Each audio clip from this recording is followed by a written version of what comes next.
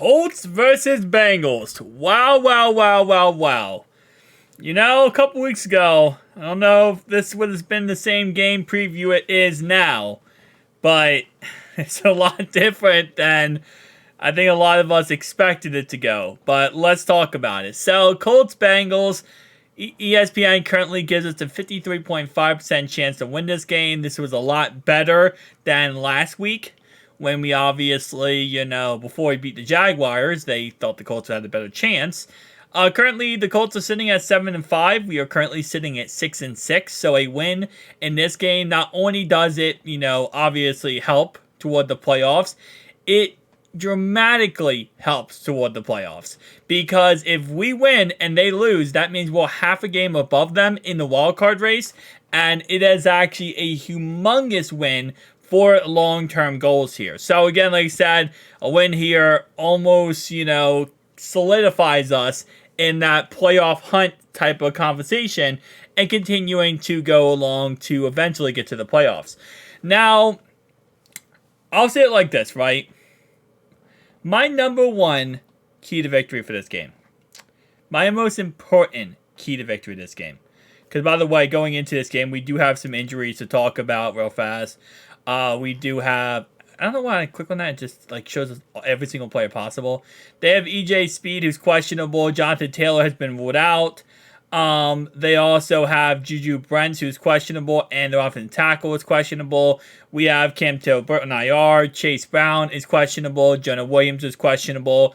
And I believe we have a couple other guys who are going to be questionable going into this game. Yeah, so going down this... Actually, no, it looks like the other guys are on the injury report, but they're not technically questionable, which is good. And again, like I said, with their injuries, definitely going to hurt them a lot not having Jonathan Taylor. But my number one key to victory to win this game, right? And I can't stress this enough. Do not hold back the playbook. Do not hold back the plays. Do not hold back anything. Let Jake Browning work. Let him eat. Let him thrive. Let him go out there and show you why he is good enough to win this game. Jacksonville game, very beginning of the game, we kept it very simple for him, simplistic. It was very kind of monitored. Everything he did was kind of scripted, and it was a mess. Then, same thing happened in the Steelers game, in all honesty. Same thing happened in the Ravens game.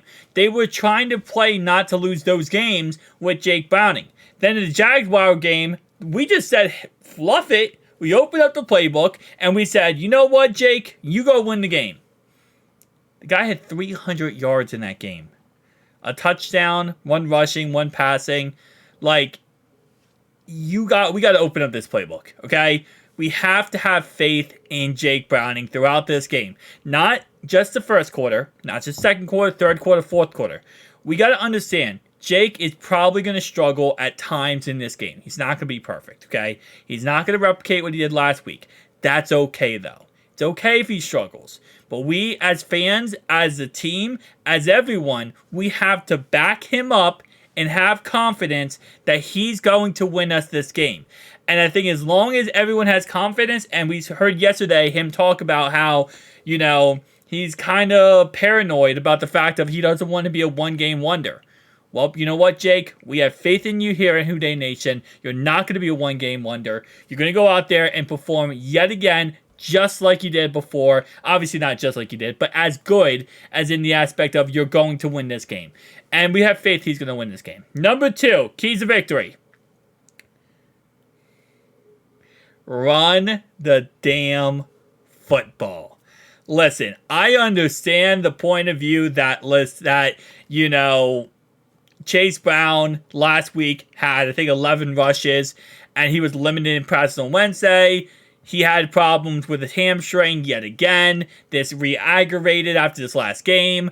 And we'll kind of figure out what's going to happen in this upcoming game, whether he'll be a limited snap count, whether he'll be 100%. We don't know at this moment in time. There's a good chance that he's on limited snap count going into the next game. Now, obviously, let's be honest, he only had 11 rushes last game, so that's not really saying too much if he's on limited snap count. It would just mean Joe Mixon gets the ball more. But run the damn ball, right? But here's the kicker. Run it in the correct situations. And too many times do we run the ball against a stacked box.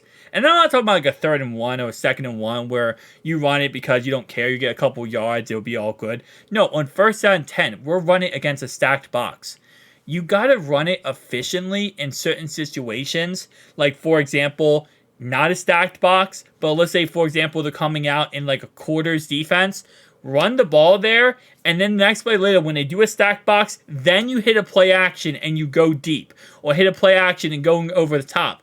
Like, you gotta, kind of play around with their defense. You gotta wear down their defense with the run game, but you also have to kind of maneuver around it, right? You have to get them to overcommit to things, overdo certain things. This defense the Colts have, it's not like it's a bad defense, it's not, but it's not the greatest defense of all time. It's a lot worse than a lot of other opponents we have beaten in the past, including Jacksonville, including San Francisco. I know San Francisco, we had Joe Burrow, but at the end of the day, it does not matter. It's the same coaching, it's the same system. We need to figure out a way to kind of manipulate their defense, play in and play out.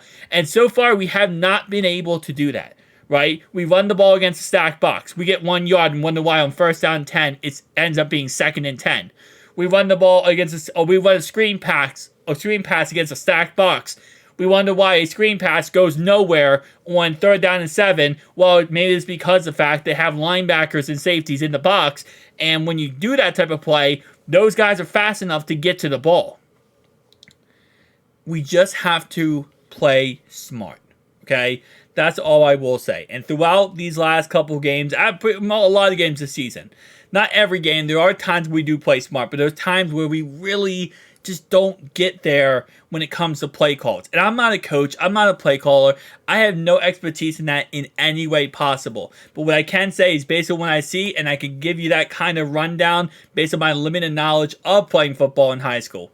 Again, like I said, I'm not I'm a what do they call it? A coach quarterback. So I'm not going to sit here and, trash on Zach Taylor and say like, oh, you are the worst play caller of all time. No, he has called good plays. He has. And I've seen great things when he does call correct plays and correct angles. And I know at the same time, sometimes it's harder to see when a player is blitzing or who's blitzing, who's not blitzing, because they do bluff blitzes. So you might look like a stacked box and then people separate and go out in zones. We just have to figure this out. And again, I can't figure this out. I am not an offense coordinator.